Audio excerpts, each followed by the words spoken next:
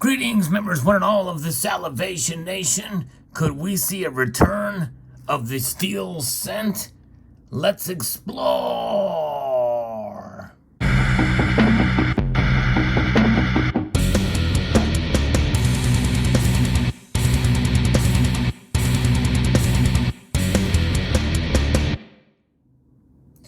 That's right, the steel cent. It is quite famous, as you know by now.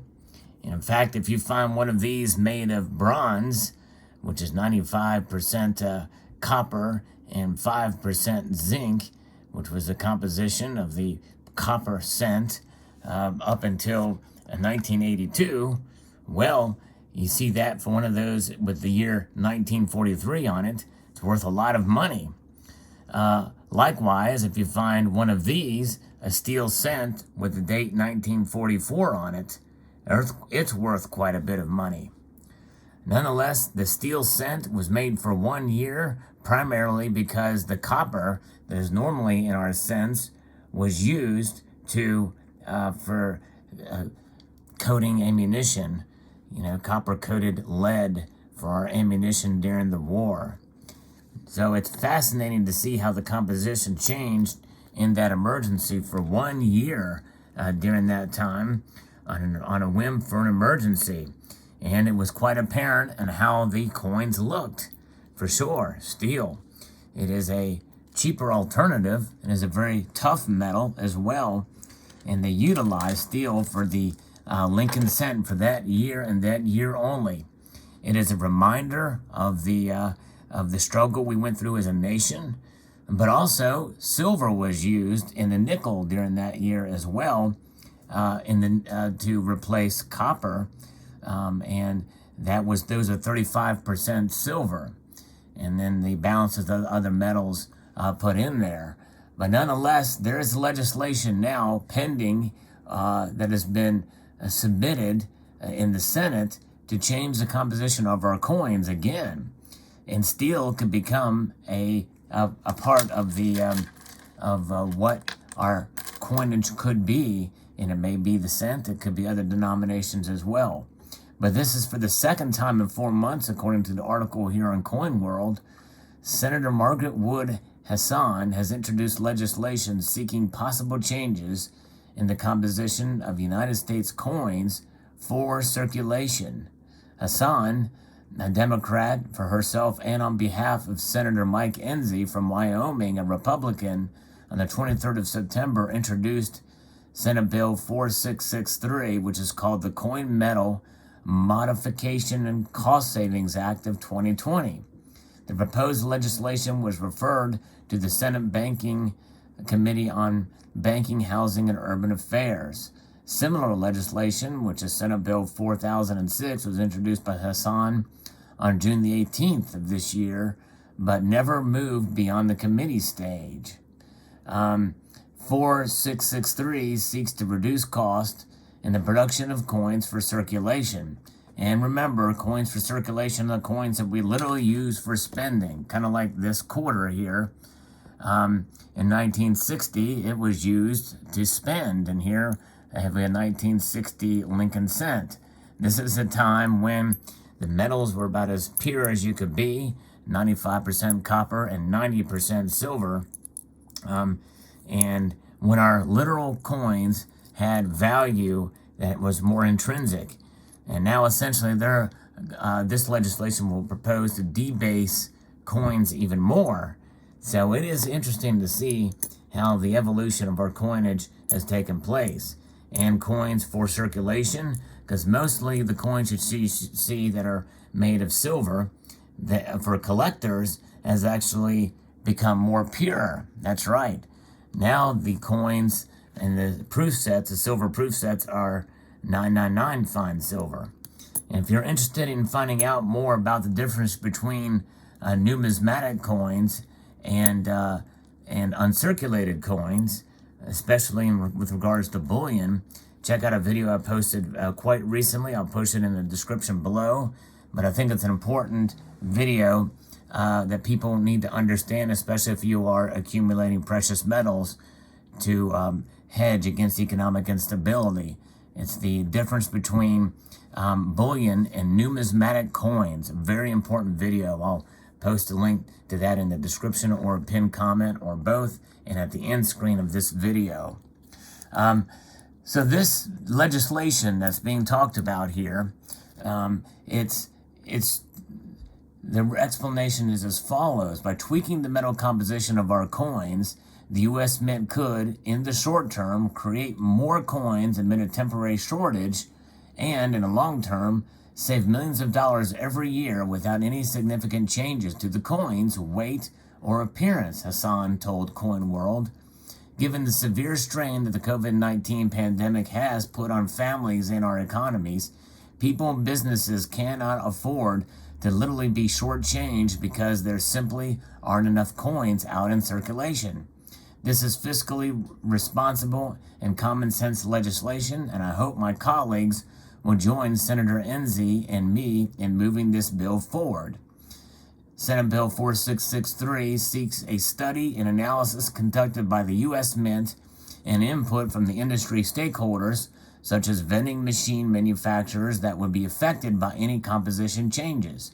If passed, the bill would amend Title 31 of the United States Code dedicated to money and finance and grant the Treasury Secretary discretion to make composition changes if a Mint study and analysis indicates such changes would result in a cost savings, be seamless with the same diameters and weights as current coinage denominations, as well as the same electromagnetic signature, and have minimal adverse impact on the public and machine manufacturers. Those are some pretty tight restrictions. Good luck, Secretary of the Treasury, with those restrictions be able to made done, because whenever the copper cent went from copper to copper-coated zinc, well, it weighed less. And I haven't weighed these, but I think that the steel cent is lighter than the copper cent here. The Mint study and analysis would have to determine the justification for changing the compositions for any possible changes to be considered. Now, under this composition research, the provisions of the Coin Modernization Oversight and Continuity Act of 2010, which is Public Law 111-302, which was enacted on December the 14th of that year, the U.S. Mint has been conducting ongoing research and development of compositional alternatives for the copper-plated zinc Lincoln cent, copper-nickel Jefferson 5-cent coin, and the copper-nickel-clad Roosevelt dime and copper-nickel-clad America the Beautiful $quarter. The cent and 5-cent coin currently cost more than face value to produce. The Mint has forwarded to Congress biennial reports of the results of their findings from research starting in December 2012, with the last report submitted in 2019 for the year 2018. The Mint has come up with potential compositional alternatives that offer cost savings for circulating coinage, but not for the cent. While possible alternatives for the cent have been developed, none of the possibilities would bring the cost below face value, according to the most recent report. Possibilities determined by the Mint for the 5-cent coin, dime, and $quarter denominations would incorporate manganese with varying percentages of copper and nickel in the alloy.